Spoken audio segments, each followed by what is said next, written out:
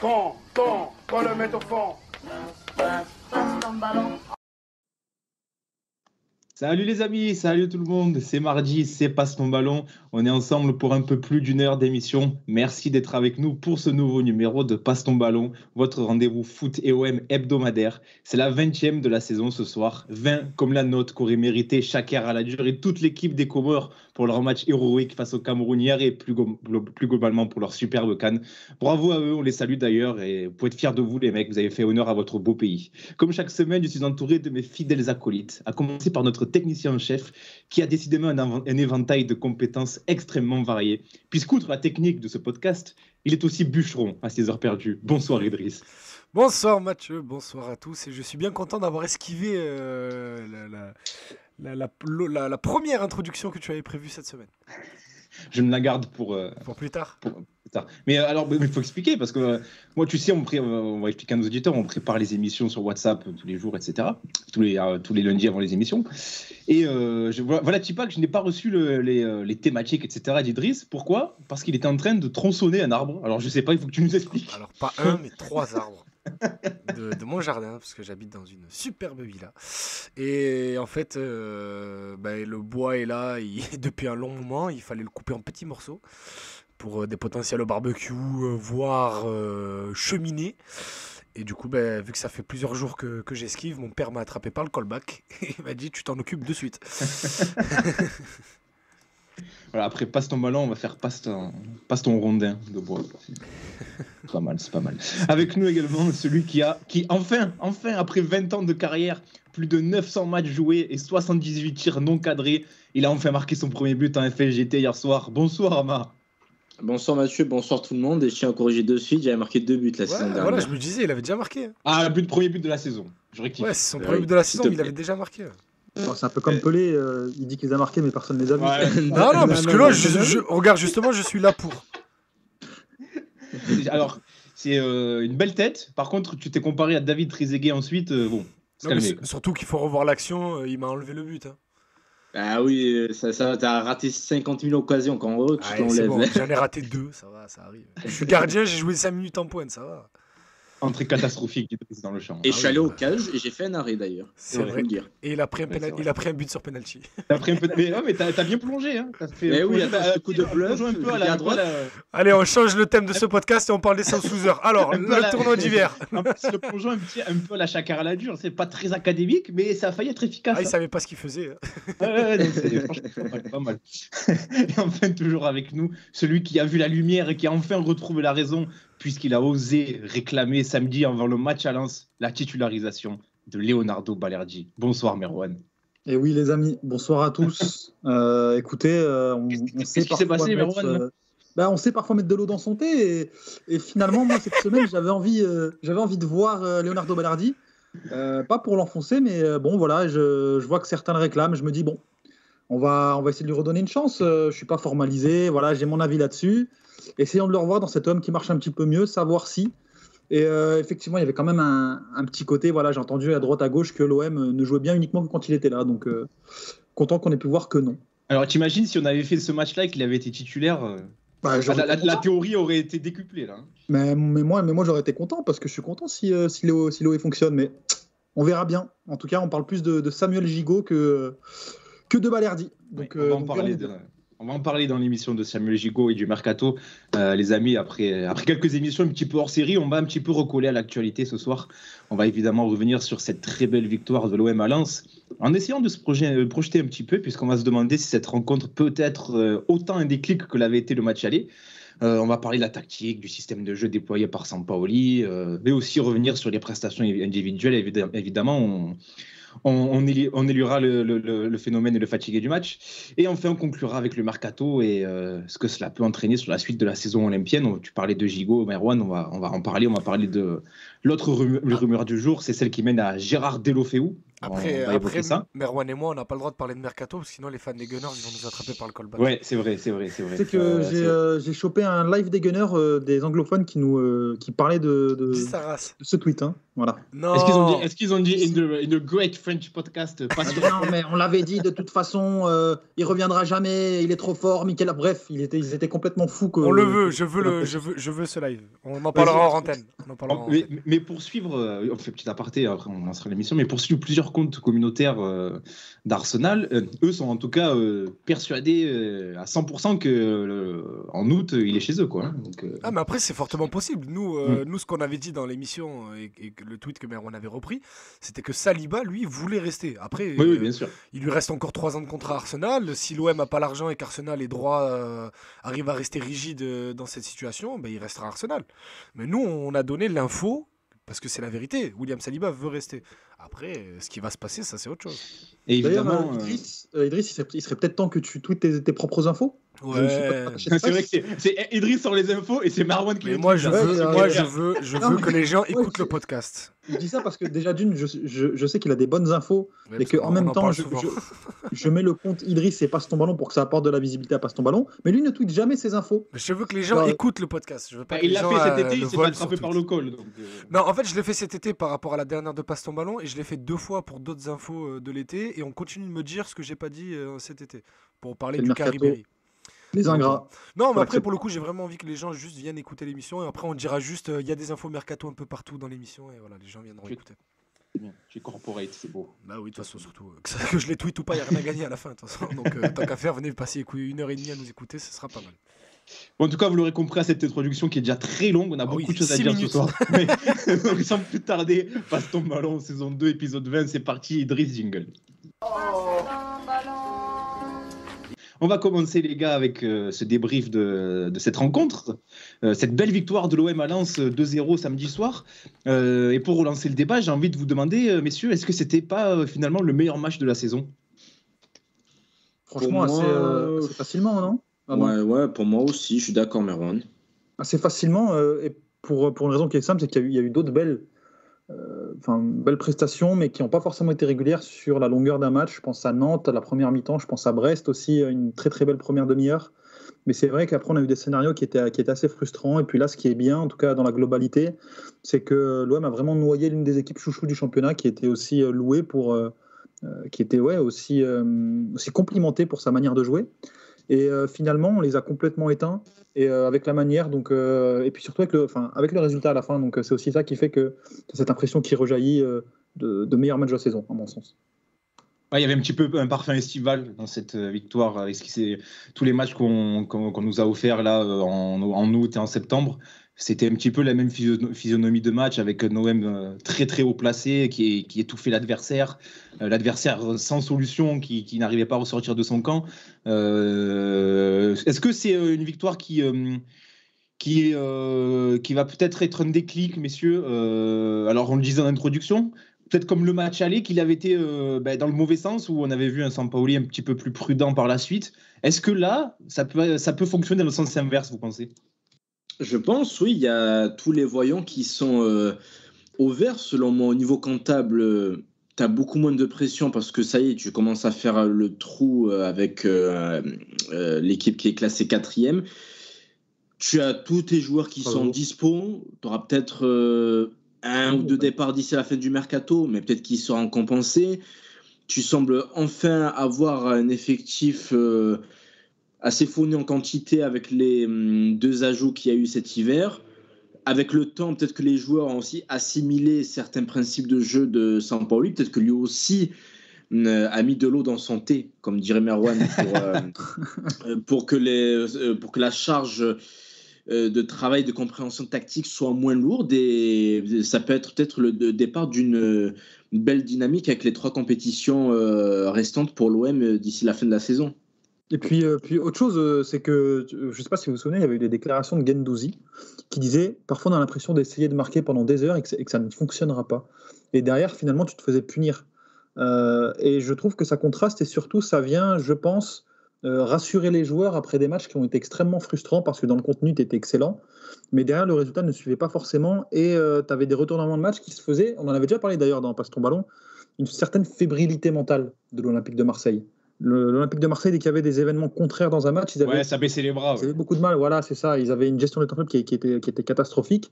Et ce match-là, ça a montré à la fois qu'on était capable encore de mettre le feu et aussi qu'on était capable aussi de gérer les matchs. Je pense notamment à ce début de seconde période où tu fais un peu le dos rond. Et en fait, tu relances stérile, bonne écopisation des espaces, super bloc défensif, et en même temps, physiquement, tu étais largement au-dessus. Oui, c'est ça, tu les as laissés sans solution, tu les as écœurés. C'est ça qui. D'ailleurs, dites-nous dans le chat ce que vous en pensez. Hein. Je vois qu'il y a Gros Nono qu'on salue qui est toujours là, Kid Francescoli aussi toujours présent. Dites-nous ce que vous avez pensé de ce match, les gars. Hein. On lira vos avis en direct. Il n'y a pas de souci.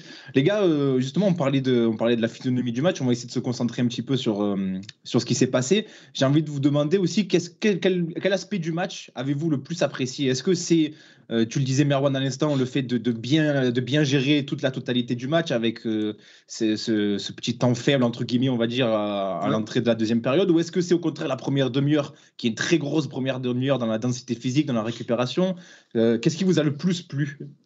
Moi, c'est la première demi-heure parce que tu avais vraiment un sentiment de puissance et de maîtrise. Le nombre de ballons que Lens nous a rendus au bout de 2-3 passes, ça fait très longtemps que je n'ai pas vu un adversaire aussi en difficulté face à l'OM et qui, en plus, est un adversaire de qualité qui a été encensé par tous les observateurs de Ligue 1 cette saison. Et on avait l'impression que c'était nos petits, pour parler un peu de manière crue. Ils nous rendaient le ballon, leurs joueurs phares n'ont pas existé, ils ont été étouffés. Et nous, on était sereins, on prenait le temps de construire. Il y avait toujours, dans cette première demi-heure, ce petit truc frustrant de ne pas tirer, d'attendre toujours la position trop idéale pour tirer. Mais au final, quel plaisir de voir autant de maîtrise. Franchement, on avait vraiment l'impression que c'était une équipe qui avait compris ce qu'elle avait à faire, qui l'a appliqué à la perfection et qui a été récompensée avec son but. Donc moi, franchement, c'est cette demi-heure qui m'a bluffé, surtout que cela vient à la suite de matchs qui n'ont pas été enthousiasmants ces derniers temps, on ne va pas se mentir. Mais je vais reprendre le flambeau d'Ama, mais moi, c'est pas forcément la première demi-heure qui m'a marqué parce qu'on en a déjà produit de belles demi-heures cette saison. C'est plutôt finalement l'intelligence de l'OM sur ce match et la capacité à gérer les différents moments. Et pour le coup, j'ai trouvé l'OM hyper intelligent. J'ai trouvé des phases de possession haute extrêmement bien huilées, de la justesse technique, des repères. On voit que ça commence à se trouver sans savoir. Je vais regarder à gauche, mais je vais savoir qu'à droite, il va y avoir Rongier ou Guendouzi. Je vais connaître un petit peu le placement de mes coéquipiers. Donc, tu as cette capacité à faire le dos rond, qui rentre aussi dans cette idée de savoir bien gérer le match. Et puis, tu as aussi, je trouve, l'adaptation dynamique à ce que fait ton adversaire en face. Et quand Lens s'est mis à presser assez haut, on a vu que Paul Lopez a commencé à sortir de sa cage, d'accord, et a commencé à porter le ballon pour attirer et casser la première ligne de contre-pressing adverse.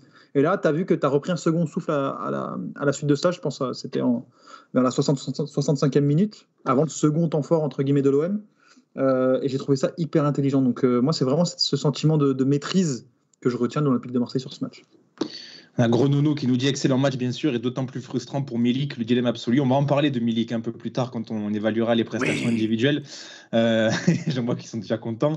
Axel qui nous dit, excellente question, et ça rejoint un petit peu ce que tu disais, Ama. Pensez-vous qu'on a déjà eu une équipe qui maîtrise autant son sujet depuis Bielsa? C'est vrai que ça fait longtemps, en tout cas, qu'on n'a pas vu une équipe aussi impressionnante. Depuis Bielsa, non, mais j'ai envie de te dire que cette équipe regarde celle du titre droit dans les yeux. En termes de maîtrise de match. Hein. Et en vrai de vrai, hein, si demain on joue l'équipe du titre, je pense qu'elle passe un sale moment. Peut-être moins talentueuse cette équipe-là, quoique. Quoi ? Non, je pense que c'est vraiment cette équipe-là. Ah, quand même, l'équipe du titre était très talentueuse. Ah oui, elle a du talent, mais regarde. Mature, l'équipe du titre. Oui, non, mais elle était beaucoup plus âgée, mais en termes de talent, elle est très, très, très sérieuse, ça là. Mais bon, bref, c'est pas le débat. C'est juste pour dire en termes de maîtrise de l'adversaire et le sentiment de domination que tu as sur tes adversaires. Moi, ça me rappelle fortement l'année du titre. C'est quoi que tu as apprécié toi le plus, Idriss, d'ailleurs, dans ce match? Le match de Guendouzi. Voilà. Guendouzi qui rentre petit à petit dans la tête de tous les supporters des autres clubs français, ça me régale.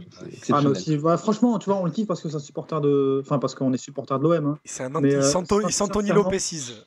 Ah oui, non, mais Ouais, je peux ouais. comprendre les supporters adverses qui puissent pas le Franchement, sentir. Tu vois. Et en vrai, moi, je te dis la franchement, vérité. quand il se fait toucher, à chaque fois, il crie, t'as l'impression Mais qu'on a oui, tiré une oui, balle oui, dessus. Moi, je te dis la vérité, C'est- heureusement qu'il est fort dans le jeu. Parce que Gendouzi, il a le rendement de Luis Enrique, la vie de ma mère, je le déteste. Bah, ouais, franchement, hein, il est, si tu prends objectivement, tu te passes sur le point des valeurs, il a un comportement qui est détestable. Ah, je le crains. Dans la vie. Mais vu genre, que ses partisans là, bon, ça va, c'est un peu comme les Busquets, tu vois, Thiago Motta. Ah Ils non, ont- mais Alors, Thiago, à l'OM, non, Thiago Motta, Valbuena, à l'époque, on l'aimait, mais je ça. comprenais pourquoi il était détesté par tout le monde. Il Thiago, rendait fou. Thiago Motta dans Thiago dans- Motta, tu l'aimais? Ah, moi, je l'avais à l'Inter, franchement, ouais, c'était un régal. La vie de ma Comme Ah, mais c'était un superbe joueur. Non, mais non, mais surtout son côté petite salope, surtout dans cette Inter où t'avais que des mecs comme ça, c'était génial. Non, Non, Gendouzi, Gendouzi, il manque en fait, il manque de finesse dans sa puterie. Et Gronono qui nous dit, je pense que son comportement va lui nuire, notamment pour sa carrière en équipe de France. C'est vrai que. Non, tu sais pourquoi? Parce que au contraire de Bah, non, mais Moi, au je pense contraire que de ça ses ferme quand il y a concurrents. des mecs autour de lui. Déjà, il a raison, Merwan, et surtout au contraire de ses concurrents, on va dire à peu près du même âge. Parce qu'il a quoi? Il a 50 plus de moins que Rabiot. Mais bon, bref, par rapport à la nouvelle vague de milieu de terrain là, qui passe derrière les Kanté, Pogba et tout, bah, mine de rien, il a quand même du caractère. Par rapport aux autres qui sont un peu, tu sais, Tolisso, Rabiot, c'est tout discret, c'est gentil et tout. Lui, même s'il y a beaucoup de compensation et de surexposition, il a quand même du caractère. Ce serait faux de le dire. Oui. Après, je suis pas sûr qu'un coach comme Deschamps soit très fan Il adore ça. Ouais, je sais pas. Si, Je sais pas, je suis pas sûr. Ah, Mais je pense pas que ce soit le même en équipe de France aussi, parce que je pense que, enfin, Gendouzi, et encore une fois, on va pas faire les anciens ici, mais quand, On est tous plus âgés que lui, donc oui. quand tu viens d'un milieu populaire, tu sais c'est quoi ce genre de gars, tu Ouais, vois. c'est ça. C'est le genre de mec qui va l'ouvrir, mais quand il y a des grands en face de lui, ça va être l'allié des grands où il va se taire. Surtout que Pogba, Tu il vois. aime trop ce rôle-là, tu sais, le rôle de tonton, alors que le mec a 29 ans, tu sais. Et voilà, et puis il va pas aller s'embrouiller avec Ouais, X ou c'est Y, ça. parce Non, mais que, c'est quand Merwan a 100% raison en plus. Axel C'est qui nous pas dit l'image où il harangue les Lensois alors que ça lui insulte ses ancêtres, c'est Ah oui, génial. tu l'as regardé en boucle il a dans la eu- voiture hier. Il a eu sa chanson dans la tribune lensoise là, pendant 10 minutes, c'était exceptionnel et lui était là, il kiffait. J'ai l'impression même que ça lui plaît. Je sais pas si vous voyez, mais il se met en retard dans son remplacement. Après, il met un Oui, petit coup il se d'accélérateur. déconcentre. Il faut qu'il fasse attention à ça. Oui, bien sûr, ça peut lui jouer des tours. Après, c'est le effectivement. côté du huis clos aussi. Je pense qu'il y a une ambiance un peu, tant que ça, fermée. ouais. Que je pense dans un stade vraiment plein, tu sais, où cette chanson, elle s'en va un peu dans le vent, tu fais pas trop attention. Les gars, sur ce match-là, est-ce que vous pensez que la notion de revanche, on va dire, a un peu pesé par rapport à ce qui s'était passé au match aller? Parce que j'ai l'impression qu'il a marqué beaucoup de gens, peut-être même y compris les joueurs, ce match aller, cette défaite. Est-ce que vous pensez qu'il y a eu peut-être une notion de revanche, les gars? Sentiment de revanche, je sais pas, mais en tout cas, oui, ça a été un pivot important dans la saison. Et vraiment, un pivot important pour le coach, parce qu'il a eu un vrai. Il y a eu un autre virage qui a été pris après ce match. Et pour nous, parce que nous, on s'était dit. Quel pied cette défaite, mais quel plaisir cette défaite. Alors que c'était une défaite, hein, mais quel match. On touche la barre 2 fois. Ah, d'ailleurs, il y a un 32 tweeto, buts. là, il y a pas longtemps, il a posté les actions qu'on a là, à 2-2 pour prendre Ah ouais, l'avantage. mais de fou. La hein. frappe d'Under sur la barre, il y a Lirola qui frappe juste à côté. Mon Mais Dieu, oui, la non, tête franchement, de Dieng aussi. On prend 2 buts sur 3, c'est des contres. Non, c'est. Non, par contre, pour le coup, j'étais au stade de ce match-là. Et certes, tu peux gagner, mais tu peux perdre aussi 3-4-2. tu Mais vois. complètement, non, mais c'est ce qu'on Oui, dit, c'est pas complètement, grave. oui. Mais on s'en fout. C'est quand je te dis quel plaisir cette défaite, c'est que t'es allé les armes à la main et t'as perdu, c'est pas grave. Je préfère Bah, 1000 fois ce genre de franchement- défaite que la défaite face à Brest à domicile, où t'as tellement peur d'attaquer parce que t'attaques la peur au ventre de perdre le ballon, donc du coup tu redoubles des places pour rien, personne veut prendre sa responsabilité devant, et du coup tu te fais punir en 2 contre, qu'une défaite face à Lens où tu essayes d'écraser son adversaire, tu joues avec beaucoup de folie, beaucoup de dédoublement, et vraiment un 11 hybride et pas qu'un joueur hybride où tout le monde joue à tous les postes. Voilà, je sais pas, c'était enthousiasmant. Quoi. Mais je suis pas d'accord avec toi parce que, après, je vais pas m'épancher sur le match aller, mais je nous ai trouvé complètement nuls. Je suis pas d'accord. Et pour le coup, je trouvais que le niveau de l'OM était vraiment misérable et notamment l'incapacité à s'adapter simplement à la défense de position de Lens, c'était dramatique. Mais en tout cas, pour répondre à ta question, Matt, je pense que cette défaite, elle a été traumatisante du match aller pour Sampaoli. Je pense qu'il avait à cœur de montrer un petit peu que lui aussi savait s'adapter et avait su se réinventer depuis. Et il le dit d'ailleurs en conférence de presse avant match, il dit que, ils se sont fait triquer à l'aller. Heise, il s'était bien adapté, il avait bien lu le système de l'OM. Et je pense que là, ce qui s'est passé, c'est l'inverse. C'est que tu vois qu'au bout de 60 minutes, la possession de l'Olympique de Marseille, elle a complètement épuisé les Lensois, qui sont incapables d'aller au pressing, et que finalement, l'OM a carte blanche pour plier le match, et ils l'ont fait. Donc je pense qu'il s'est passé... et encore, je ne dis pas ça parce que je suis partisan, hein, mais je trouve la victoire de l'OM hier plus importante et plus intéressante dans le contenu que la victoire de Lens au Vélodrome. Et justement, Sampaoli, on va s'attarder un petit peu sur son cas. Tu parles de la tactique qu'il a préparée sur ce match-là, de la préparation de son match. Est-ce que les gars, cette victoire, c'est aussi de son fait? Est-ce que c'est sa masterclass tactique, on va dire, ou est-ce que c'est le mérite des joueurs avant tout? Tiens, Ama, qui a un peu disparu là, sur les derniers débats, Ama, t'en penses quoi, toi? Excuse-moi, j'ai eu une petite coupure. Écoute, tu m'as pas entendu? Il est parti chauffer un cordon bleu. C'est pas non, j'ai eu une petite coupure, pardon. Je demandais si en gros cette victoire-là était seulement du fait de Sampaoli, entre guillemets la masterclass tactique qu'il nous a proposée, ou est-ce qu'il y a aussi le mérite des joueurs? Comment tu l'analyses? C'est un peu des deux, mais avec quand même une grande partie de Sampaoli, selon moi. On l'a assez décrié à juste titre pour un peu de sa frilosité ces derniers matchs.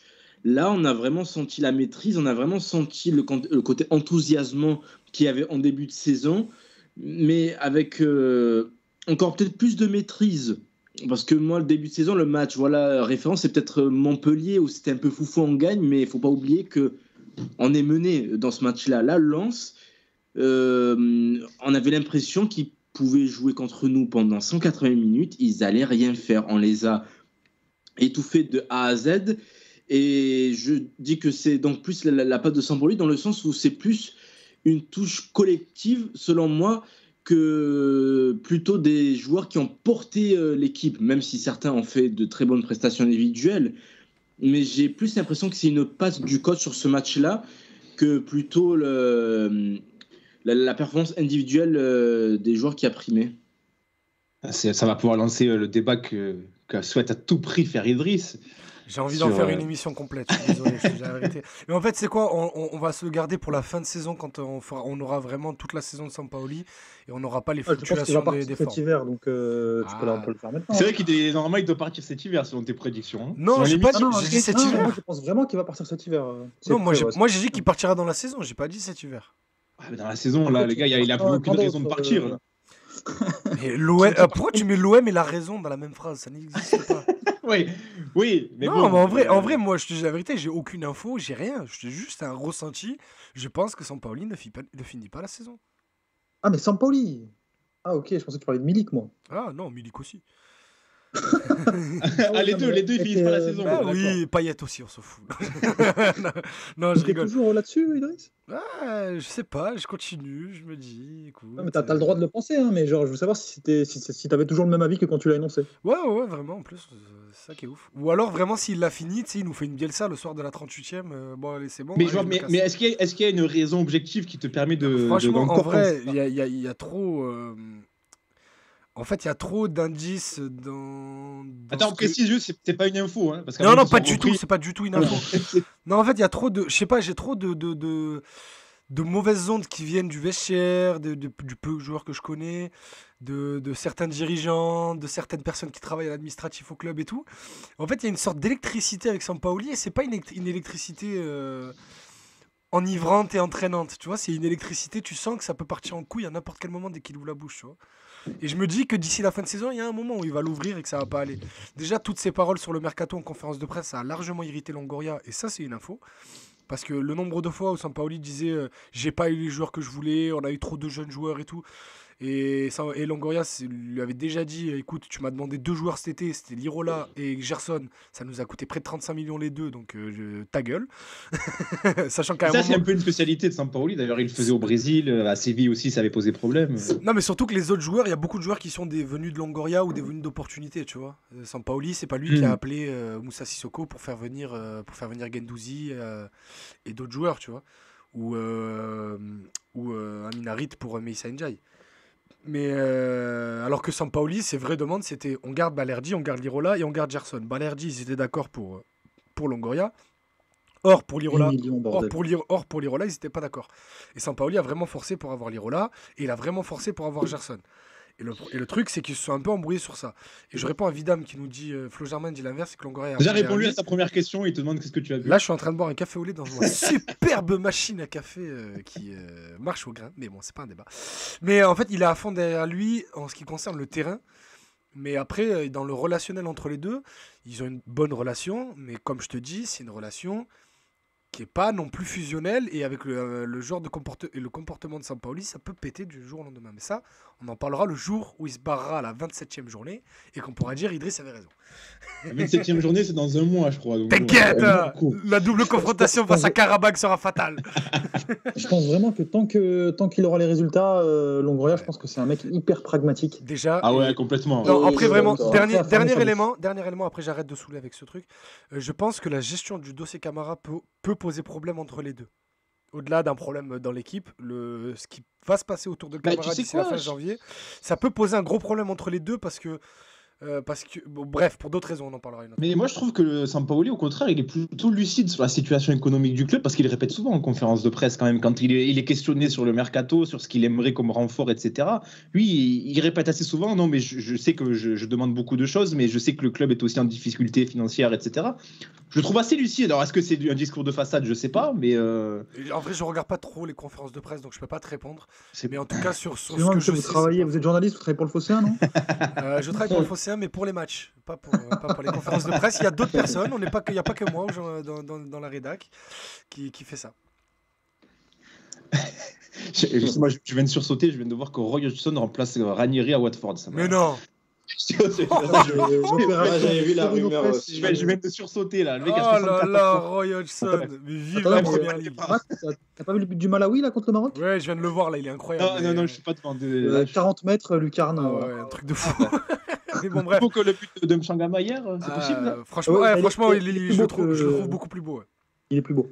Parce D'accord, qu'en fait, bah c'est un écoutez. coup franc en mouvement, le truc. C'est sous la pression d'un joueur et tout, c'est incroyable.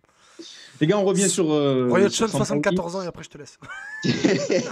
On revient sur Sampaoli. On parlait de sa masterclass tactique. Notamment, il a renouvelé ce système avec 109, justement, 109, avec Payet qui évolue un cran plus haut. Est-ce que, les gars, vous pensez que c'est peut-être la solution parfaite, la solution idoine pour l'OM, là, pour la suite de la saison? C'est quand même, elle réussit quand même assez souvent cette formule. Hein. Je suis partagé. Je sais pas, assez souvent, oui et non. Il y a eu des matchs où. Disons que tu es plus dangereux avec celle-là, j'ai l'impression. Après, ça ne marche pas forcément dans les résultats, mais je trouve que tu as un peu plus de présence devant. Ouais, mais il y a certains matchs où selon moi, ça a contribué à ce manque d'initiative dans les tirs. Je m'explique. Avec un joueur qui décroche, tu as plus de densité, donc du coup, tu as la balle un peu plus haut. Mais du coup, les joueurs, j'avais l'impression qu'ils cherchaient toujours à faire les 1-2, le décalage, et encore. Parce qu'au final, il n'y avait pas le 9 dans la surface qui offrait la solution de centre. Et donc, du coup, on voyait trop de stérilité. Là, par contre, quand ça marche, comme sur le match de Lens, bien sûr que c'est un régal. Mais est-ce que ça va être le cas à tous les matchs? C'est ça la problématique. Et surtout, si tu joues 109, dans la gestion des hommes, qu'est-ce que tu vas dire à Milik et Bakambu? Tu vois, je suis vraiment partagé. Peut-être associer les deux. Je sais pas. D'ailleurs, est-ce que vous pensez que c'est possible, une association Oui, des bien deux Oui. Milik Franchement, en pointe, Bakambu à gauche. Pourquoi pas? Ah, mais ça veut dire que tu remets Payet à gauche. Non, tu remets Payet dans l'axe. Ouais, mais le problème. T'enlèves un le- milieu en de fait, terrain en fait. Excuse-moi, mais t'enlèves un milieu de terrain. Ah, il joue plus bas du coup. Non, Ouais, tu mets Bakambu à la place de Conrad en fait, dans le système avec Milik. ça avait été fait avec Dieng et Milik, je crois qu'ils ont déjà joué Ouais, ensemble. c'est ça. Peu de fois, mais Mais- ils l'ont déjà fait. Mais pour le coup, moi, effectivement, tu peux les mettre les deux sur la feuille de match, il n'y a pas de problème. Hein. Mais le truc, c'est que j'ai l'impression que cet effectif, et c'est là que je comprends Sampaoli par certains égards, c'est que malheureusement, tu es condamné en fait à jouer comme ça. Parce que si tu mets Milik, un joueur que j'aime beaucoup, que j'ai connu avant l'OM et qui est vraiment un très très bel attaquant à mes yeux, mais j'ai l'impression que dans cet OM, tu ne possèdes pas des milieux suffisamment doués offensivement pour être véritablement influent. Et je suis pas sûr qu'en fait Milik ait jamais le soutien dont il a besoin pour exister, parce que je trouve qu'il se démène beaucoup sans ballon. mais que malheureusement, il n'a pas de présence autour pour bonifier ses déplacements. Après, oui, effectivement, il n'est pas en forme, mais enfin, je ne parle pas de ça. Et dans le même temps, en fait, ces appels, ils sont condamnés à être des exploits individuels ou un centre déposé sur sa tête. Parce que derrière, et on l'a vu encore contre Lens, tu as des Rongier, Camara, Guendouzi qui sont d'excellents joueurs, mais en zone offensive, tu vois qu'ils ne sont pas à l'aise. Et ouais, c'est pas forcément des créatifs, c'est d'excellents soldats et d'excellents joueurs de football. Je pense, la plupart niveau Ligue des Champions. Mais tu vas avoir du mal, en fait. On verra avec Bakambu si ça peut changer quelque chose. Mais malheureusement, j'ai l'impression que tu es un peu condamné à cette formule du faux neuf et à un peu misé sur Payet, Gerson et de la profondeur pour bonifier justement les espaces laissés par le faux neuf, enfin créés par le faux neuf. Vas-y, bien sûr. Alors je rallume mon micro parce que je l'avais éteint. Mathieu, tu me permets une petite analogie rapide? Vas-y, bien sûr. Voilà, c'est bon. C'est parce qu'en fait, sur le plateau du Phocéen, on avait ce débat pendant les 4 heures de live. Et en fait, j'ai eu une comparaison qui m'est venue assez vite et à laquelle je me suis énervé. Oula, la phrase partait loin. Pour laquelle je me suis énervé de ne pas l'avoir pensé plus tôt. Voilà. C'était que, rappelez-vous, Djibril Cissé, quand il arrive à l'OM en 2006 après cette somptueuse image où il se fait le tibia à 90 degrés. Ouais, oui, tu vas dire que Cissé, c'est Milik. Alors déjà, tu peux me laisser finir une phrase. Non, mais en gros. Oui, mais tu vas comprendre. Parce qu'en fait, les deux par rapport à cette saison, les deux arrivent blessés. Et un an avant leur arrivée, on se dit pas que les deux peuvent venir à l'OM. Et le problème, c'est que 6 mois dans la saison en l'occurrence, et à l'époque pour Cissé aussi, c'était le cas janvier-février 2007, il commençait à être la cible des supporters, à être la cible des critiques, parce que pas le rendement qu'il fallait. Et le problème, c'est que je me dis, aujourd'hui, avec les problèmes médicaux qu'on connaît sur Milik, parce que Merwan l'a dit, on connaît la qualité de l'attaquant, c'est un superbe attaquant, c'est un attaquant de classe mondiale quand il est à 100%, mais le problème c'est est-ce qu'il sera un jour à 100%? Sachant qu'aujourd'hui, il a des graves problèmes au genou, que si il est à l'OM aujourd'hui et que la Fiorentina a passé son tour, que la Juve a passé son tour, que la Lazio avec Sarri a pas fait grand effort, alors qu'on sait que Sarri c'est papa pour le récupérer là-bas, c'est qu'il a ses genoux ne seront plus jamais les mêmes. Et du coup, est-ce qu'on peut s'entêter à dire est-ce qu'il faut trouver une place à Milik, et est-ce qu'on va pas juste dire à Milik ça va être à toi de faire ta place?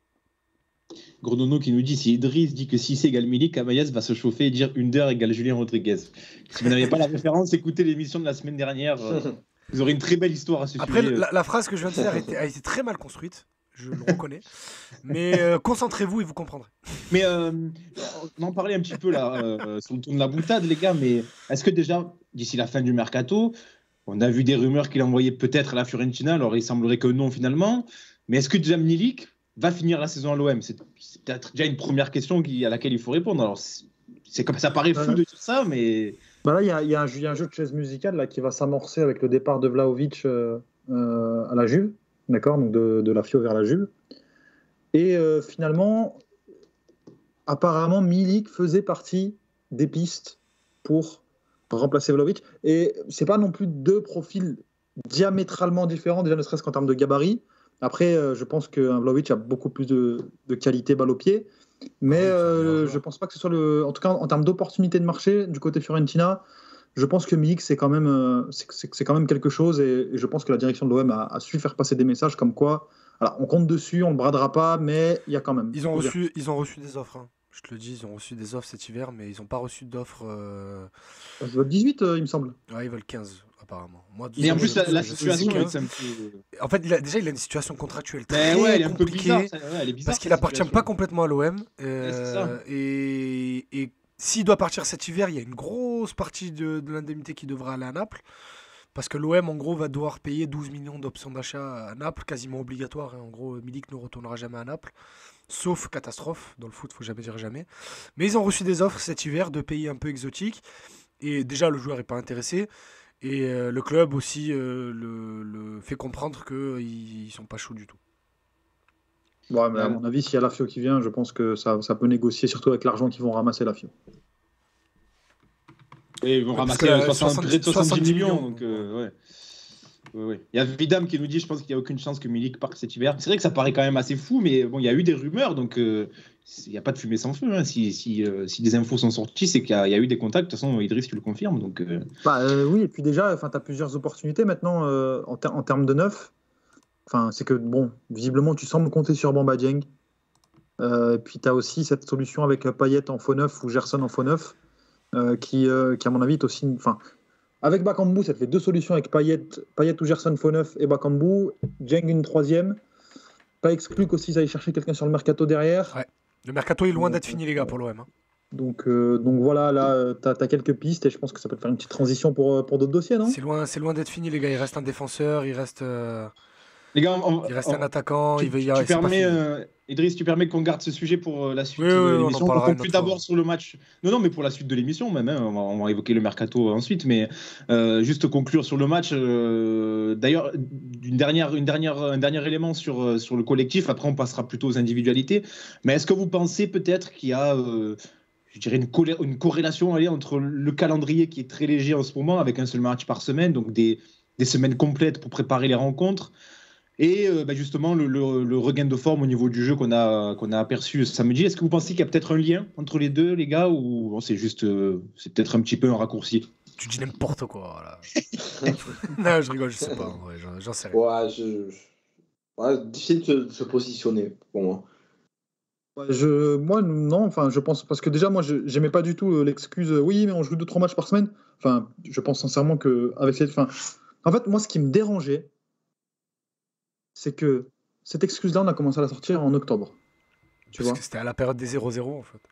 C'était à la période des 0-0, tu faisais des matchs explosés au sol, et directement, on joue 2-3 matchs par semaine, alors que, sincèrement, sur le plan quantitatif, tu peux tourner. Et surtout, vu les équipes qu'on a affrontées, tu devais faire mieux. Donc non, je pense pas qu'il y ait de corrélation, c'est juste qu'il y avait besoin d'un match déclic, que ça allait de mieux en mieux, et surtout que Sampaoli a trouvé son assise défensive. Non, je pense pas que ça a forcément un lien. Après, évidemment, tu as toujours plus de fraîcheur quand tu joues une fois par semaine, hein. Mais le lien direct, non, j'ai du mal à le voir. Après, le problème des matchs, quand t'as qu'un match par semaine à l'OM, c'est que ça oblige Payet à faire plus d'entraînement. Mais c'est même pas une vanne en plus, parce que Payet ne s'entraîne quasiment pas quand il y a un match tous les 3 jours, parce qu'il faut l'aménager avec son corps bizarre. Alors que quand il y a qu'un match par semaine, du coup il s'entraîne comme tout le monde toute la semaine, et ça l'énerve. D'ailleurs, il a tweeté une vidéo là où il enrhume Simon là. Oh là là, c'est méchant. C'est méchant. Il aime bien se moquer ouvertement de ses coéquipiers. On embrasse Bounassar. Voilà, exactement. Exactement. Les gars, on passe aux joueurs, aux individualités. On va évaluer un petit peu les prestations de chacun. Vous connaissez le rituel. On va d'abord élire notre phénomène, notre fatigué du match. Alors, je pense qu'il y a beaucoup de prétendants pour le phénomène. Je sais pas qui vous voulez mettre en avant, les gars, en premier. Attends, je suis en train d'aller chercher sa photo. Je vais la mettre sur le live là. En attendant, Ama, Merwan, vas-y Merwan. Vas-y, Ama. Guendouzi quand même. Il a été au four et au moulin. Guendouzi pour moi, même si d'autres ont fait une prestation très solide, mais Guendouzi s'impose vraiment comme l'un des patrons de cette équipe, malgré son jeune âge. Et ce match n'est qu'une confirmation supplémentaire. Pour le coup, c'est une excellente pioche pour l'OM. Dites-nous dans le chat quel est votre phénomène du match, votre homme du match. Dites-nous. Je vois qu'il y a Samir dans les viewers, parce que je vois qui regarde. Je vois qu'il y a Samir dans les viewers. André Ayou ne jouait pas, c'est juste pour te dire. On peut pas le mettre, c'est bon. Vas-y Merwan. Perso, moi je mettrais, pour pas mettre Guendouzi qui a fait un excellent match, hein, je mettrais Saliba. Je mettrais Saliba parce que je pense que c'est peut-être son meilleur match à l'OM dans la consistance. Parce qu'il a fait d'autres grands matchs, il n'y a pas de souci, mais il y avait parfois quelques erreurs qui étaient assez gênantes. Bon, il en a fait une ou deux contre Lens, mais c'était pas non plus incroyable. Et tu as aussi ce retour sur Fofana qui à mon avis coûte cher en début de match pour Lens. S'il ne revient pas et il le laisse filer au but, tu commences peut-être le match à 1-0 et c'est pas du tout le même match derrière, quoi. Mon pote, mais c'est comme ça qu'on fait du football. C'est l'école Thierry Roland, ça. C'est l'école Johan Cruyff, les amis. Pourquoi? Parce que Johan Cruyff disait le plus dur au monde, c'est de jouer simple. Donc ici, on dit des banalités, mais vous inquiétez pas. Non, sincèrement. Tu vas te calmer. Allez l'OM. Non, Saliba, il fait son retour au début. Non, son retour, c'est classe mondiale, ce qui fait franchement waouh. D'ailleurs, on l'a revu un moment latéral droit comme au début de sasaison. À un moment donné, il est monté, il a fait une montée. là. Oui, exactement. Tu fais bien de souligner. Et c'est justement il a commencé attaquant, je crois, Saliba, quand il a commencé le foot. Voilà, petite info. ce truc-là, Mathieu, tu fais bien de le souligner. Et justement, c'est l'une des choses qu'on voyait en début de saison, le fait de voir les défenseurs centraux monter et qu'on ne voyait plus ces derniers temps. Ouais, c'est vrai. Et justement, le fait que les défenseurs recommencent à monter dans les phases offensives, ça a clairement joué dans le bon match de l'OM. Avant, justement, ce truc, ça déstabilisait énormément l'adversaire, ça apportait le surnombre. Et le fait de le revoir de nouveau me met en joie, vraiment. Parce que si on voit ça à chaque match... Balerdi qui savait faire ça, mais bon, visiblement Twitter avait tort une fois. Écoute-moi, je vais partir, je vais guetter, je vais appeler mon envoyé spécial, Chichi, c'est toi le boss, à l'aéroport. Le jour où Saliba prend l'avion pour retourner à Londres, écoute-moi, je vais y aller avec ma milice, avec mes petits vaillants, et on va l'empêcher de prendre cet avion. Pour en parler rapidement, pour qu'il reste, c'est quand même très peu probable, il faut que l'OM soit qualifié en Ligue des Champions. Ligue des Champions obligatoire. Voilà, ça va coûter cher si jamais tu envisages de le faire rester. Tu pourras les faire plier autour de 25-30 millions. Ça va être compliqué de sortir. Pour l'OM, ça va être chaud. Parce que là, tu as plein de paiements qui vont arriver, sachant que cet été, tu vas payer Guendouzi, Under, Paul Lopez, Tutti Quanti et Milik. Est-ce que Arsenal acceptera de séparer les paiements sur plusieurs années, sur la durée du contrat, comme c'est le cas pour l'Irola? Je sais pas. Bien, on a qui comme valeur marchande là, refourguer au cas où? Ah, t'as pas grand-chose. Radoni, tu vas revenir de près. Ils vont pas le lever leur C'est la plus grosse valeur marchande que t'as. Attends, t'as Tchaleta de ça là? Mais tu sais qu'en plus, en vrai de vrai, je parlais avec un des mecs qui tient la page de Benfica. Et aussi bizarre que ça puisse paraître, les Portugais, hein, attention, pas les suiveurs, les journalistes et tout, le public portugais de Benfica, on est fou de Radonjic. Ah ouais? Je vois pas comment c'est possible, il joue jamais. Non, il fait des entrées, mais c'est un super sub et tout, il marque jamais, il fait aucune passe des reins. Mais... le seul but, on a déjà dit, le seul but qu'il a marqué, il allait devant la tribune, il a fait fut. Le génie du football mondial. Quel idiot. Quel ahuri, putain, je l'aime trop. Juste pour conclure sur Saliba, je parlais de ça tout à l'heure en introduction, des fameux comptes communautaires d'Arsenal. Autre chose qu'ils aiment bien mettre en avant, et là ça m'énerve, il y en a certains qui disent ouais, mais en gros il fait ça parce qu'il joue dans la fameuse Farmers League, vous savez, en gros il fait ça parce qu'il a que des plots autour de lui, etc. Donc non. If I speak sur la première ligue, ça va. Voilà, oui, c'est ça. Voilà. Le championnat où tu as des équipes où tu as des joueurs de classe mondiale et des pipes complètes qui se côtoient, ça me fascine, moi. On embrasse Antonio, l'attaquant de West Ham. Il est bon, lui, arrête. Non, il est bon pour le coup. C'est pas un mauvais joueur. Non, j'aurais dit c'est abusé. Tu as des effectifs en première ligue, tu as des joueurs de classe mondiale dedans. Enfin, regarde, tu prends par exemple Aston Villa. Voilà, j'ai Morgan Sanson.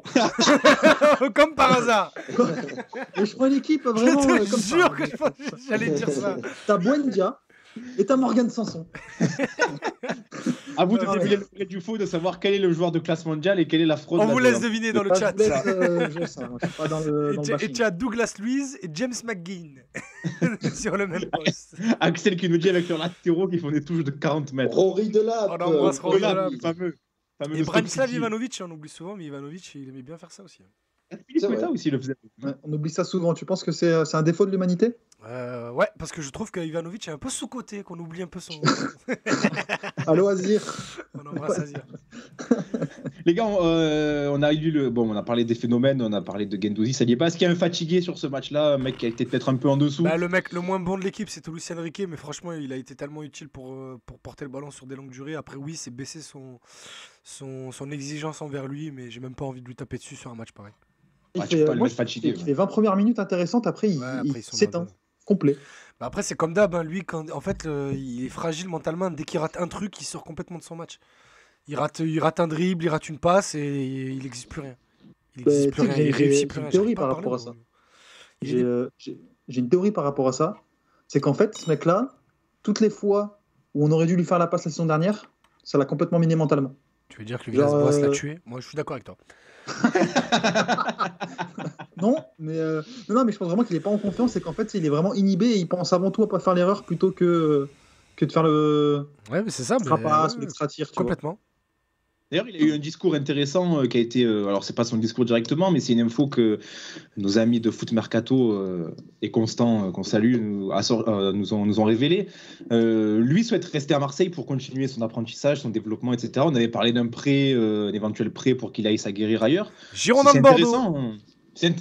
Oui, bah, pourquoi pas, mais ça a été. Non, mais je le dis, Bordeaux a approché l'OM et l'entourage du joueur a dit jamais de la vie. Intéressant d'avoir ce discours-là d'un jeune qui joue pas forcément beaucoup, mais qui dit non, moi je veux rester pour encore continuer à apprendre. Ça témoigne d'une certaine mentalité, que c'est intéressant. Et on en avait parlé dans Passe ton ballon, je sais plus à quel moment, mais allez réécouter les 19 derniers épisodes et vous trouvez le moment. Mais en fait, Longoria lui avait proposé de partir en prêt au Portugal, parce que Longoria a un bon petit réseau là-bas visiblement, et il a refusé. Il a dit qu'il verrait en janvier, et là il a refusé complètement. Il veut rester à l'OM, il veut finir la saison à l'OM. Et ouais, puis il y a un truc qui est bien, c'est que justement qu'il a été soutenu. Il a dit moi je pense qu'il peut évoluer ici. Et je trouvais ça fort parce que déjà Longoria donne pas forcément des avis sportifs en public. Enfin, c'est rare quand même pour un président. Et ça m'a fait plaisir parce que si tu écoutes la team Pastis, Luis Enrique, s'il n'était pas brésilien et pas tatoué, il jouerait à Martigues. Mbappéinho.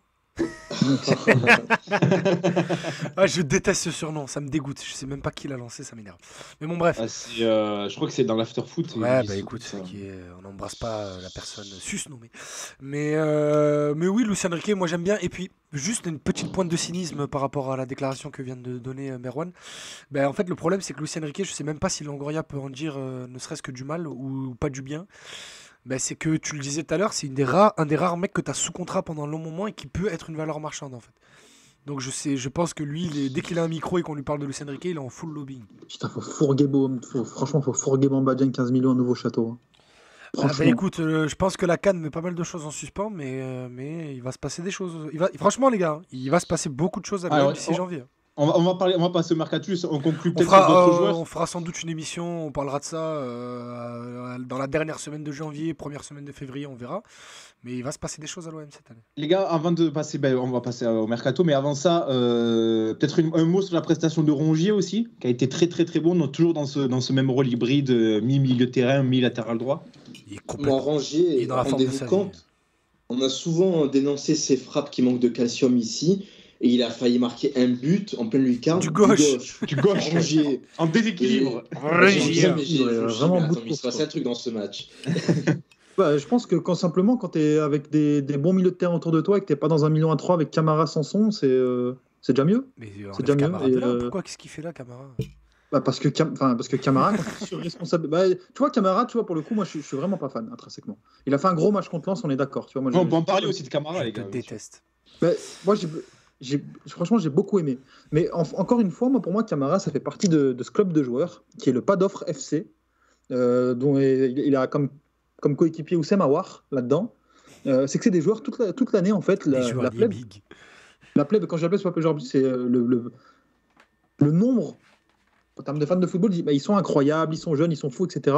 Et en fait, tu regardes, c'est des joueurs qui arrivent forts, très jeunes, mais qui stagnent complètement derrière et qui ont un profil qui est somme toute assez limité. Tu regardes Camara hier, moi je trouve ça assez incroyable, le dépassement de fonction qu'il fait, et franchement j'en suis content. Mais tu vois qu'en fait, c'est pas son domaine. Dans la surface de réparation, dans les 30 mètres, c'est pas incroyable, et pourtant il te sort des passes assez intéressantes contre Lens. J'ai le souvenir là, d'une petite passe topée là, qu'il envoie, je sais plus à qui. Je crois que c'était peut-être à Gerson, mais je suis pas sûr. Gerson.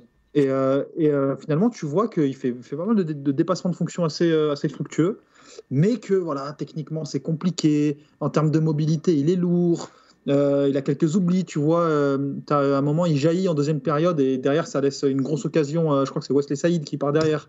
En fait, tu vois qu'il a pas mal de failles. Et en fait, tu remarques que ce type de joueur-là, c'est jamais le 1, 2, 3 ou 4e choix des gros clubs. C'est souvent le 5e, le 6e.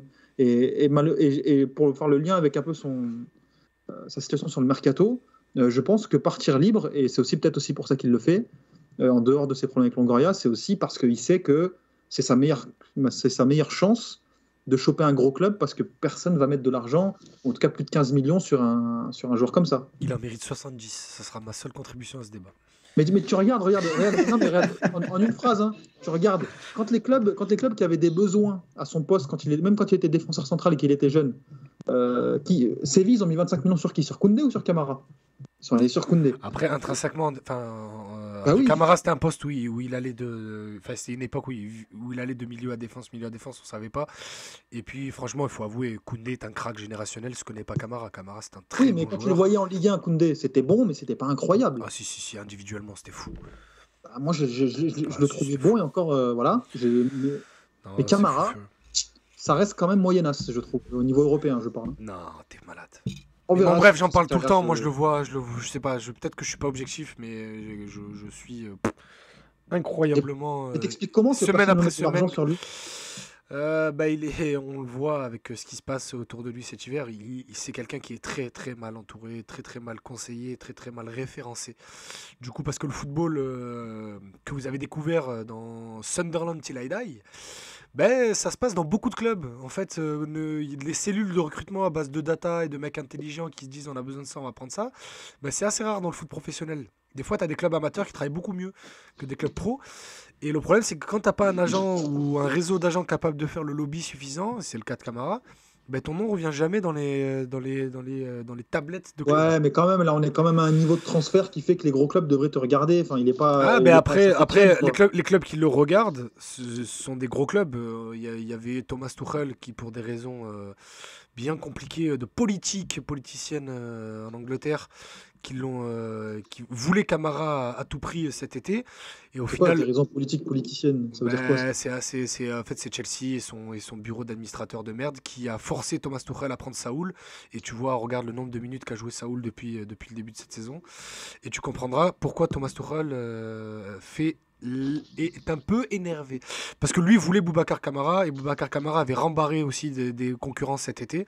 Des concurrents qui étaient prêts à mettre 20-25 millions comme c'était prévu par rapport à la dernière année de son contrat et ça s'est pas fait.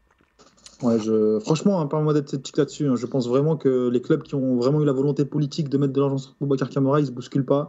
Sinon, ils auraient mis ne serait-ce que 10 cet hiver, tu vois. Chose qui, je sais pas si ça arrivait. Tu verras, on en parlera quand cette affaire sera terminée. Ok. On passe au mercato, les gars? Si tu veux. Allez, jingle pour passer à la suite.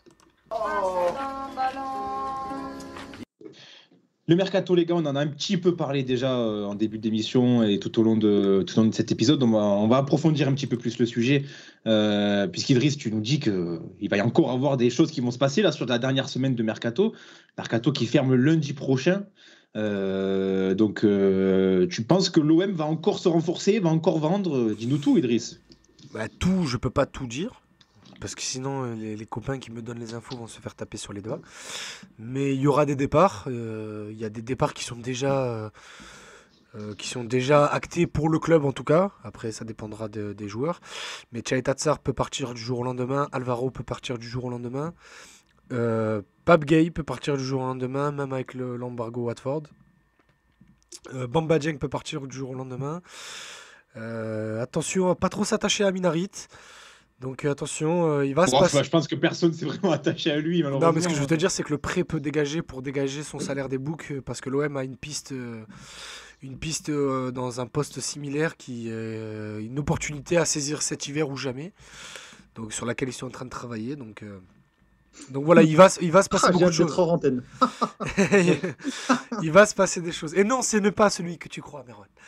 Bah oui, non, mais ça, t'inquiète, je sais aussi que c'est pas celui que je crois. Non, du coup, en fait, on peut le dire, du coup, le dossier Belaïli est refermé complètement côté marseillais, en tout cas.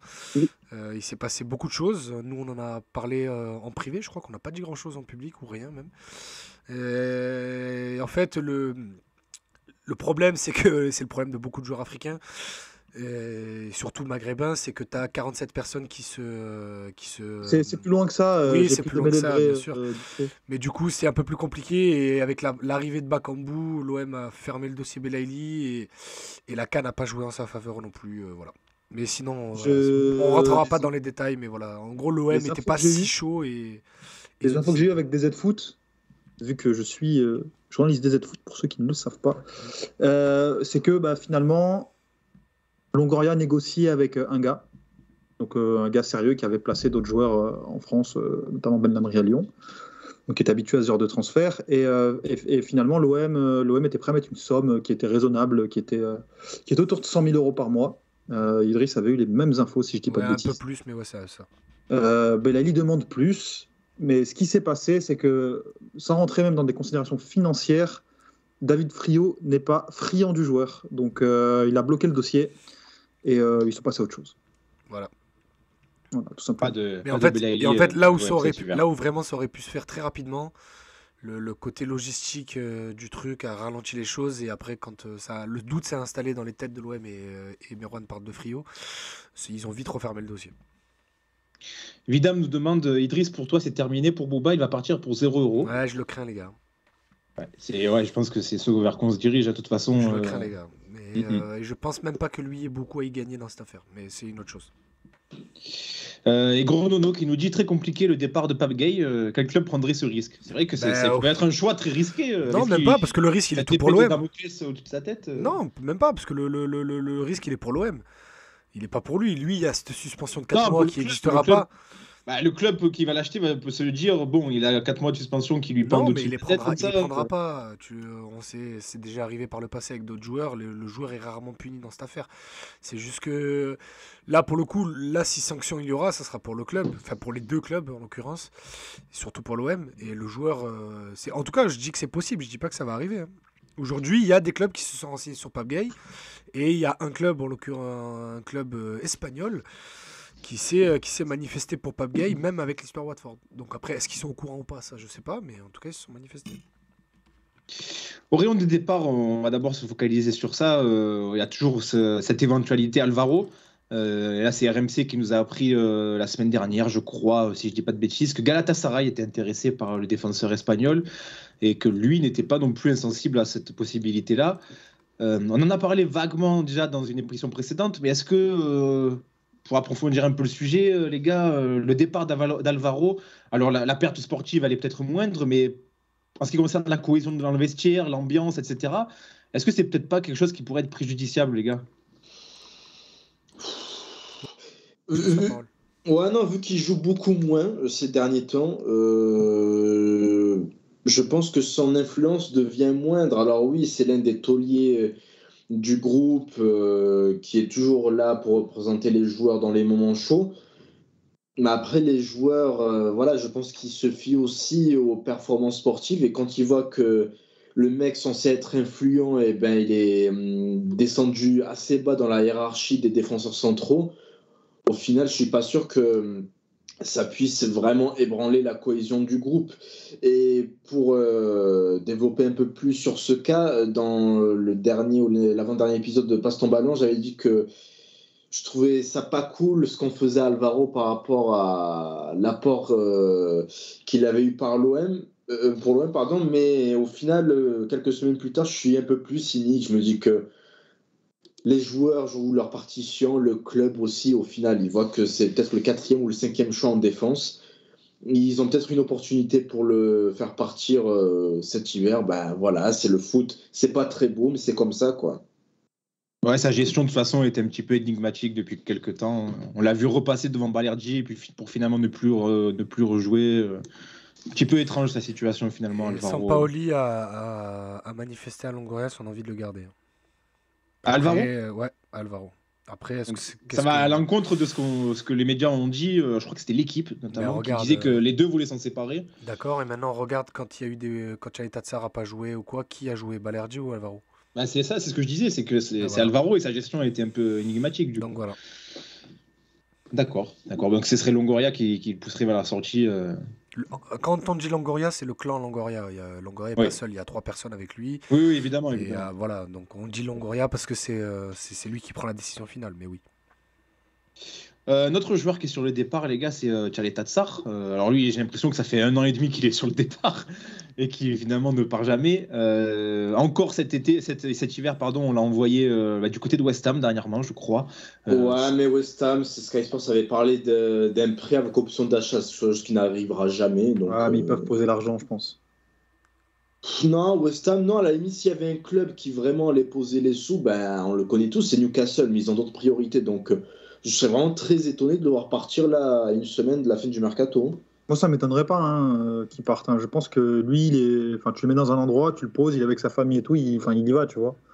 Et je pense Ouais, que mais le rachat, il a peut-être donné. Après, il faut voir si madame, elle veut aller en Ligue des Voilà, Champions, quoi. c'est ça la question, les gars, pardon. Ouais, Parce mais que... c'est pas leur priorité, surtout, les gars. Tout simplement, eux, ils parlent C'est de leur Diego priorité. Ils Carlos. essayent de faire tous les etc. défenseurs Alors, d'Europe, là. est-ce que vous savez, ce qu'une personne m'a glissé ce matin, que j'ai eu par message, c'était que Willie McKay, vous vous rappelez de cet ami Oh. Willie McKay, l'agent Oh, l'agent de le la Première conseil. Ligue, celui qui faisait tous les transferts de l'OM, de la Ligue 1 vers la Première Ligue, celui qui a envoyé tous les mecs, les Cabella, les Gouffran, les Haïdara vers Newcastle début des années 2010, ben, il avait appelé l'OM en disant, les gars, je peux vous le placer en Première Ligue, 20 millions d'euros.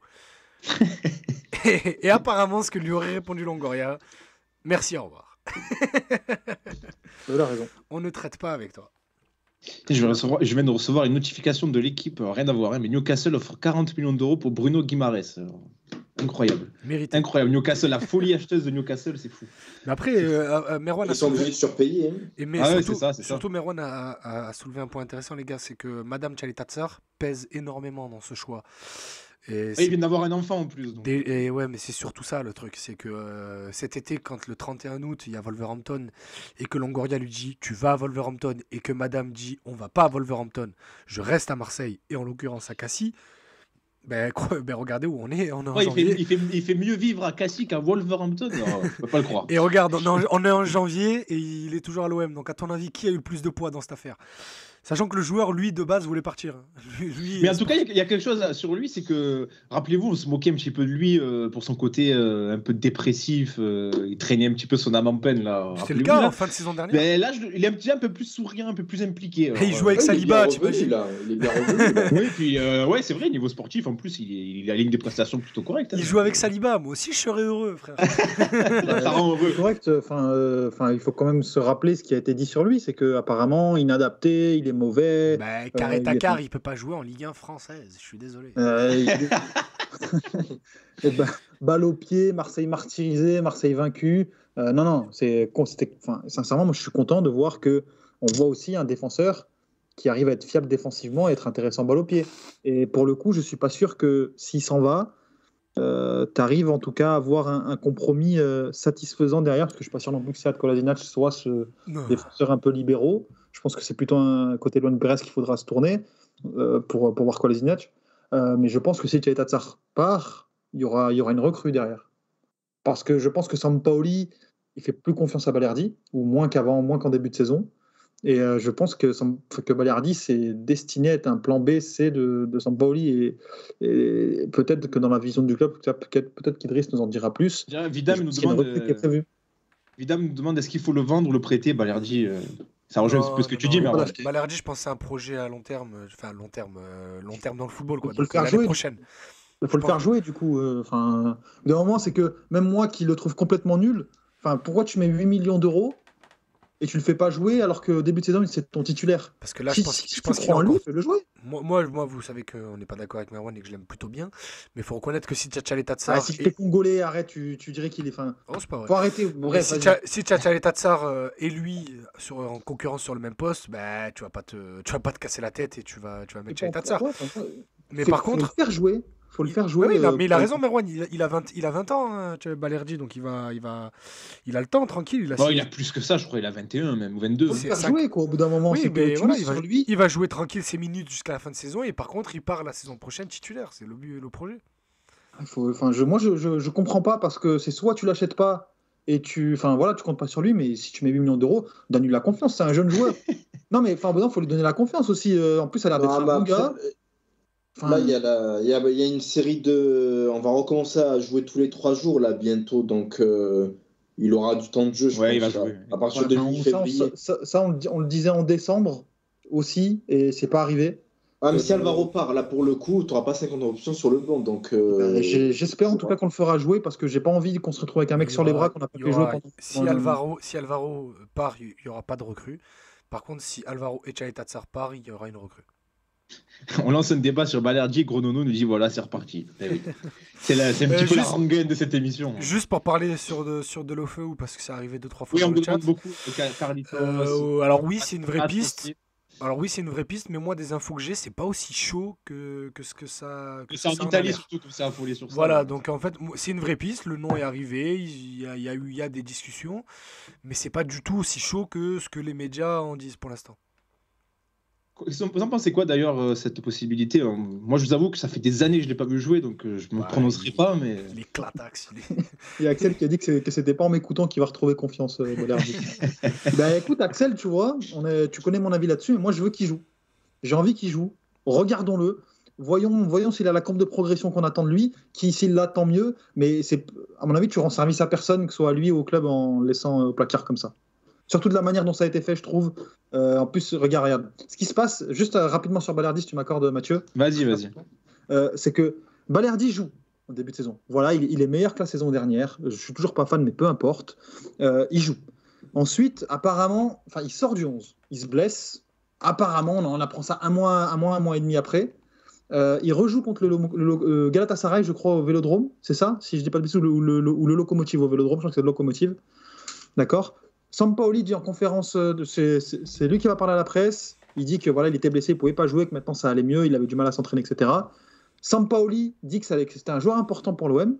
Résultat des courses, il ne joue plus après. Mais Juan, je le vois trop avec son tableau, tu sais, avec les flèches, les pions et tout. Non, mais tu sais pourquoi je dis ça? Parce Non, mais qu'en le fait, pire, c'est qu'il a raison en plus dans ce qu'il dit. mais Il y a une le truc, en grosse fait, c'est incohérence. qu'on m'a tellement accusé de posture, alors qu'il n'y a même pas mon vrai nom sur Twitter, je gagne 0 € avec le foot. On m'a tellement accusé de posture qu'en fait, maintenant, j'essaye d'être attentif au cas Balerdi. Et force est de constater, c'est qu'il y a une contradiction du club sur ce sujet-là. C'est vrai. Et aussi mauvais que je le trouve, faites-le jouer.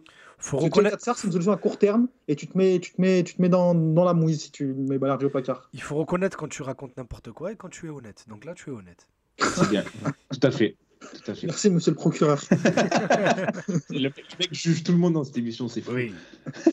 Ben, les gars, pour revenir sur Deulofeu, il y a Don Popol qui nous dit Deulofeu, les pistes à l'ancienne Super époque... surnom. Super surnom. Qui nous dit Deulofeu, les pistes à l'ancienne époque Zoubi. Est-ce que vous partagez cet avis Il y a une pointe d'algérianité là, époque Zoubé. époque Zoubi. Moi, j'aime bien Deulofeu, mais le problème, c'est que pour les gens qui l'ont vu plusieurs fois, c'est que ça a l'air d'être un peu un poulet sans tête. On n'est pas en 2013 là. hein. Ouais, mais ça va. Non, c'est un bon Il est joueur. jeune. Par contre. Il est mort, il est.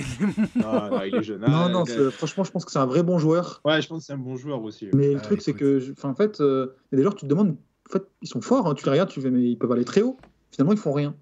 Et Deulofeu, c'est un peu la même chose. Je sais pas si vous vous souvenez, au stade, quand il joue la France avec l'Espagne, il met un doublé. Il est mort. Non, c'est Vous bon. vous souvenez ou pas? Non, je me rappelle Le pas. premier match, il y a eu la VAR. Ah oui, avec un but refusé de Griezmann, je me rappelle. Et il se joue là, il est exceptionnel. Et puis même, à Everton, il a fait quelques fulgurances. Mais sincèrement, faut voir les autres pistes qu'il y a. Mais pour moi, pour le coup, si tu refuses Belaïli, mais que tu prends Deulofeu, Attends, tu veux du frisson, toi. la théorie d'élite sale gueule du joueur maghrébin, quand même, elle va en prendre un petit peu.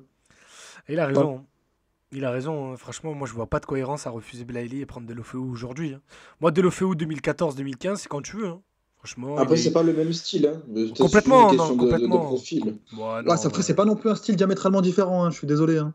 Ouais, mais C'est que Deulofeu, il est quand même bien plus vif que Belaïli, que j'aime beaucoup, mais il est pas super explosif, notre ami. Il est plus. C'est il est- le joueur de percussion, capable d'évoluer dans le cœur du jeu. Je pense vraiment qu'en tant qu'opportunité de marché, parce que tu dois payer pour Deulofeu, et surtout le fait que voilà, c'est un Algérien aussi par rapport à Marseille, tu fais à la fois un coup sportif, tu peux même lui donner un contrat de 6 mois à Belaïli, ou un contrat d'1 an et demi. Deulofeu, tu donnes un contrat de 3-4 ans, 3 ans je pense. Ça te coûte beaucoup plus d'argent que de Non. chercher un Belaïli. Et Si tu demandes à moi, je le prends, Belaïli, mais tu sais très bien que. Non, j'essaie juste de donner peut-être une explication rationnelle, entre guillemets, par rapport au fait qu'on écarte cette piste et qu'on active l'autre. Mais oui, non, si tu demandes à moi, mon choix, Après, il est évidemment, il y a- fait, il y a des variables. notamment pour les raisons que tu as évoquées. Vidam, il soulève un point intéressant. Il dit, concernant Deulofeu, il joue à l'Udinese. hein. Il nous dit Udinese ne veut pas vendre et c'est les proprios de Watford et jamais ils vont négocier avec nous. Ouais, c'est vrai que vu le contentieux c'est un entre bon l'OM et point. Watford. Moi, je pense pas. Je pense que dans ce monde, il n'y a pas de sentiment et que s'il y a du bif à se prendre, ils le prendront. c'est ça, les gars. Watford et Udinese, c'est la famille Moji. Ils vont pas chercher. Oh non, on est boudé avec eux. hein. Si l'OM arrive et pose les sous qu'ils veulent, c'est terminé. S'ils veulent bien nous donner Cucho Hernandez, par contre, Watford, Ah ça oui, ferait plaisir. direct, putain. Les gars, l'autre piste qui est évoquée actuellement, c'est celle qui mène à Samuel Gigot. un défenseur français qui évolue au Spartak D'origine Moscou, algérienne. qui est en fin de contrat. Faut le dire. Tu me l'apprends.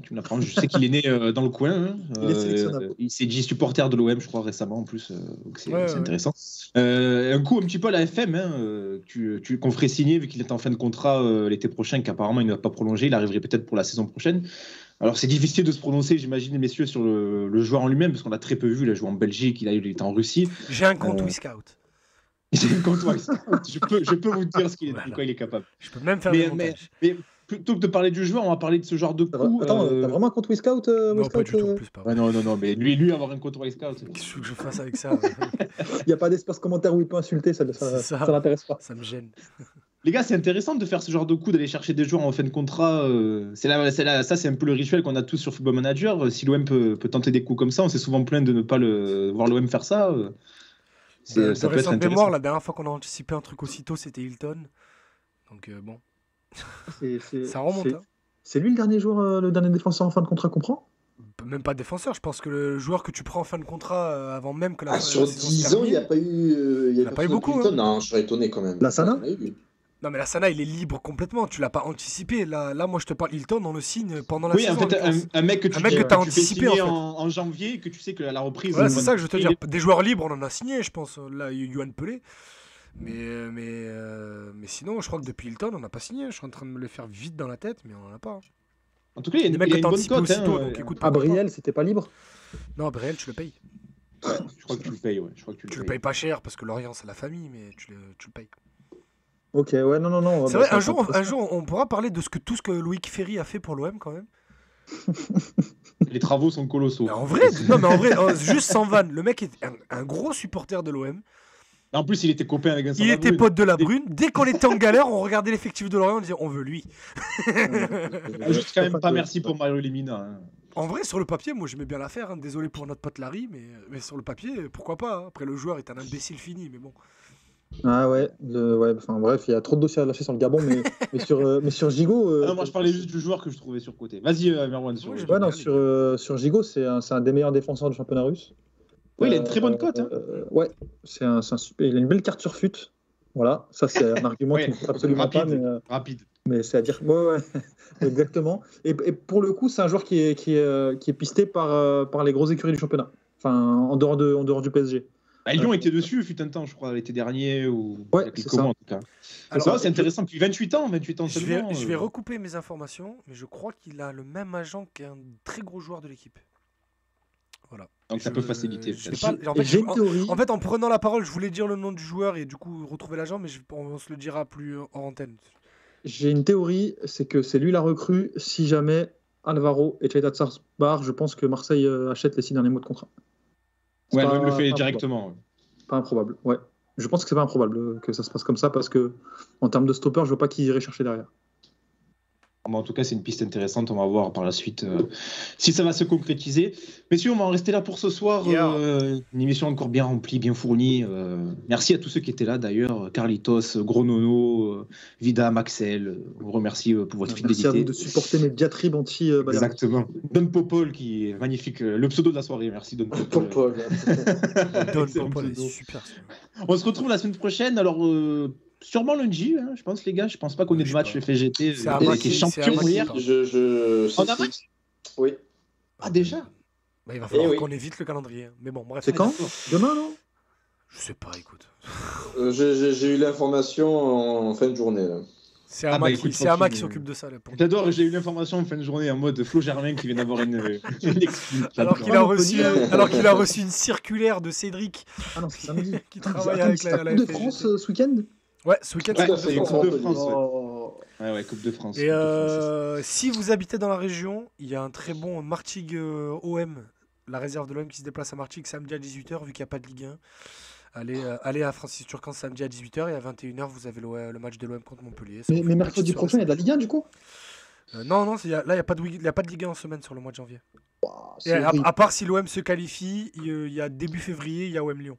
Ouais, c'est en février que ça repart. Mais c'est vrai que le mois de janvier, il est très très light pour Ouais, les ouais, il est footballeurs. light. Je trouve Ouais, ça mais bizarre. parce qu'il y a la trêve des Sud-Américains. Là. Ouais. Ouais, c'est ça, C'est c'est ça. ça. Ouais. C'est ça, exactement. C'est ce week-end, je crois que d'ailleurs Gerson n'est pas là hein, contre Montpellier. Je crois qu'il week-end, part déjà. non, Il est sélectionné. Je crois que ce Ouais, week-end, ouais, il je est crois là, qu'il- non? Ouais, je crois que c'est ce Part pas week-end, il y a après justement, ça joue en Amérique Bon, du bref, Sud. on s'en fout, c'est pas grave, on se passera déjà Bon, en ça. tout cas, on verra bien. On débriefera ce match-là. On espère cette qualification de l'OM face à Montpellier. Parce que ça va déterminer aussi beaucoup de choses, notamment le match face à Lyon, la date de ce match qui va être rejoué. On parlera de ce match-là et puis on parlera de la fin du mercato. Vu qu'on sera le lendemain de la fin du mercato, on aura certainement beaucoup de choses à dire. Donc, Mais pour ça sera une émission riche encore. On travaille sur 2 émissions, enfin je travaille sur 2 émissions.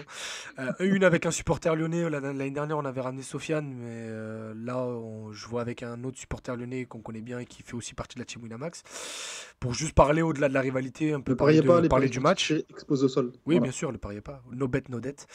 Et on travaille aussi avec une émission avec un copain qui travaille dans la presse marseillaise pour le dernier jour du mercato, comme on l'avait fait cet été avec Mathieu Grégoire, voilà. Tout à fait. Toujours des émissions hors série aussi qu'on vous prépare. Il y en a des belles qui arrivent. Et le fameux, dans la deuxième partie de saison, le fameux top 30 des pires joueurs on a fait le top 30 des meilleurs joueurs. Le top 30 des pires joueurs va arriver très vite, donc restez connectés. Suivez le compte @passetonballon sur Twitter. Et non, Axel, ce ne sera pas Serious Charlie, évidemment, puisque je ne peux pas le contacter. Il m'a bloqué. Non, c'est avec, ça sera Yanis Yemi, vous verrez. Et Sombrero qui dit pareil. Serious Charlie, non, les gars, ce ne sera pas lui. J'en suis désolé, mais ce ne sera pas lui. Voilà. On se retrouve la semaine prochaine, messieurs. Passez une bonne semaine. Salut. Passe ton ballon.